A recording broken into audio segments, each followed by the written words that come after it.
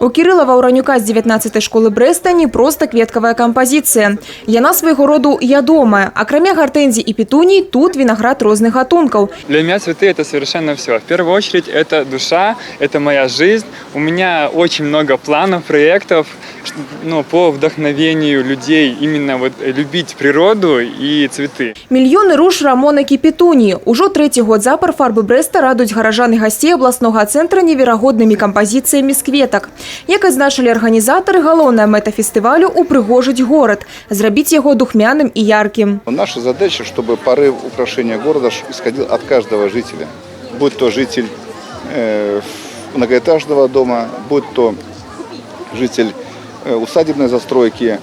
Ну а то, что пример воззрения дают наши учреждения бюджетные, прежде всего наше образование, показывает то, что немножко они стараются. Пока только начало большого пути. Кампазіцыі ўсе арыгінальныя і непаўторныя. Некаторыя гэта цэлыя расказы пра мора, падарожжа ў казкі нават минулыя стагоддзі. Хтосьці спяваў, зачытваў вершы, танцаваў каля сваіх кветкавых фантазій. Шмат кампазіцый было з нагоды тысячагоддзя любага горада і 75-годдзя вызвалення Брэста ад нямецка-фашысцкіх захопнікаў. Кожны удзельнік падышоў вельмі крэатыўна.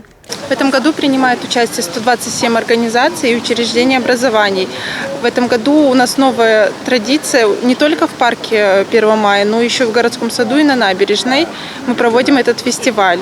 Верагодна, галоўнай пляцоўкай наступнага фестывалю конкурсу фарбы Брэста стане гарадскі сад, а не парк культуры і адпачынку. Ну а сёлета выбралі 9 самых лепшых кветкавых кампазіцый.